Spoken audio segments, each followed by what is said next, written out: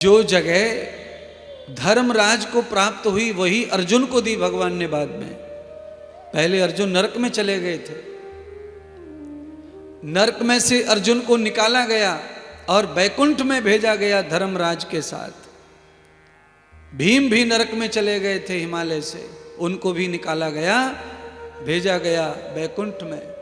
द्रौपदी को भेजा गया, नकुल सहदेव को भेजा गया। पर ये सब नरक में गए थे पहले, पर निकाल कर फिर भेजा गया तत्काल। कहने का तात्पर्य समझ लो, भगवान श्री कृष्ण ने निकाला, पर भगवान ने किसके द्वारा निकाला? बड़े भ्राता धर्मराज के द्वारा चारों भाई पत्नी पांचों को नरक से निकालकर बैकुंठ भेजा और ये समझाया कि घर में कोई एक भी धर्मात्मा होता है तो वो सारे परिवार को नरक में से निकाल करके भगवान के धाम में ले जाता है। एक बार नरक में कर्म के आधार पर जाना पड़ेगा। अगर आपने नरक कमाया है तो नरक में जाना पड़ेगा।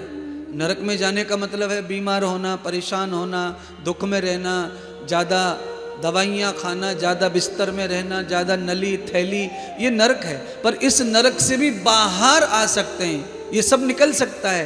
पहले जैसा 16 साल का शरीर स्वस्थ मस्त हो सकता है, वैसी बुद्धि, वैसे विचार, वैसा मुख, वैसा चमड़ी, सब कुछ अच्छा देवत्व आ सकता है। पर उसके लिए घर में कोई धर्मात्मा चाहिए, नहीं तो खुद धर्मात्मा बनो। तुम्हारा धर्म तुम्हें स्थापित करके उठा लाएगा, नरक से निकाल लेगा।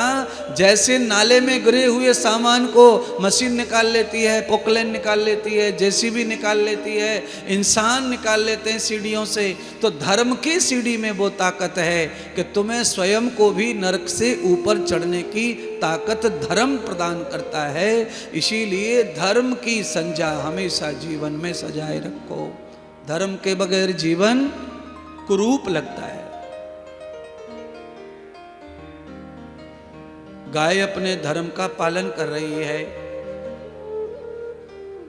पक्षी अपने धर्म का पालन कर रहा है, पेड़ अपने धर्म का पालन कर रहा है, नदियां अपने धर्म का पालन कर रही हैं, धरती अपने धर्म का पालन कर रहे हैं, और इसीलिए सब संसार में बिना किसी के चल रहे हैं। और आप पालन नहीं करते अपने अपने धर्म का, इसीलिए आप चल नहीं सकते अपने आप। आपको कोई न कोई चलाने वाला चाहिए, तब आप चलेंगे। आपकी दुनिया आपसे नहीं है, आपकी दुनिया जमाने से है।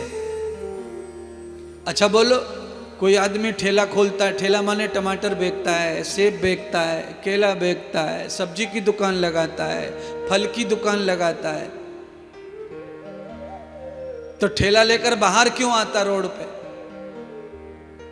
बाहर इसीलिए आता है क्योंकि वहां जमाना है, दुनिया है, वहां खरीदार है। यानी कि खुद के धन को बढ़ाने के लिए उसे आदमी चाहिए ही चाहिए, दुनिया चाहिए ही चाहिए। पर चिड़िया को नहीं चाहिए दुनिया, पक्षी को नहीं चाहिए दुनिया, गाय भैंस को नहीं चाहिए दुनिया, उनको नहीं चाहिए सूरज चंद्रमा पृथ्वी को नहीं चाहिए दुनिया। वो खुद में ही खुद के लिए खड़े रहते हैं महाराज। इसीलिए न धरती को कथा सुनाई जाती है, न सूरज, न चंद्रमा, न गाय, न भैंस, न कुत्ता, न बिल्ली, ये किसी को कथा नहीं सुनाई जाती है।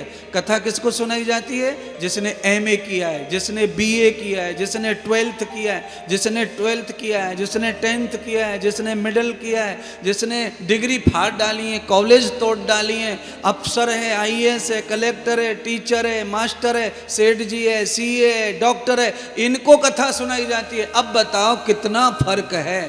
दुनिया भर के पढ़े लिखे ज्ञानियों को कथा जरूरी है, पांडाल जरूरी है, भैंस को जरूरी नहीं है, बकरी को जरूरी नहीं है, कुत्ते को जरूरी नहीं है, पेड़ पौधों को जरूरी नहीं है, क्योंकि वो स्वयं के धर्म पर हैं। इंसान ही अकेला ऐसा है जो अपने धर्म पर कभी संतुष्ट रहता नहीं।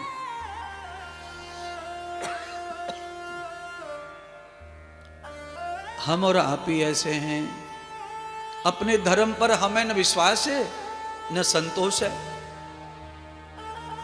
हमेशा दूसरों का बढ़ता हुआ देखते रहते हैं और परेशान बने रहते हैं। हमारे पास में जो जितना है उतने पर नहीं, दूसरों का बढ़ता हुआ देखते हैं और परेशान रहते हैं।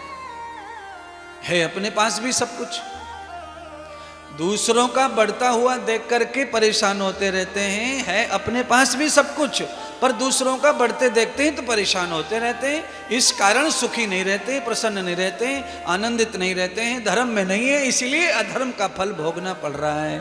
और कोई पाप भी नहीं कर रहे हैं, कुछ गलत भी नहीं कर रहे हैं, पर दूसरों का बढ़ता देखकर परेशान रहते हैं। इसीलिए परेशान के परेशान ही रहेंगे। दूसरों का बढ़ता देख जो ताली बजा के खुशी मनाएगा वो खुश रहेगा। अच्छा बताओ, थोड़ा पांडाल की आवाज कम करो, बैक आती है, या तो फिर यहां पे चालू कर दे इनको, ये बंद पड़े सब।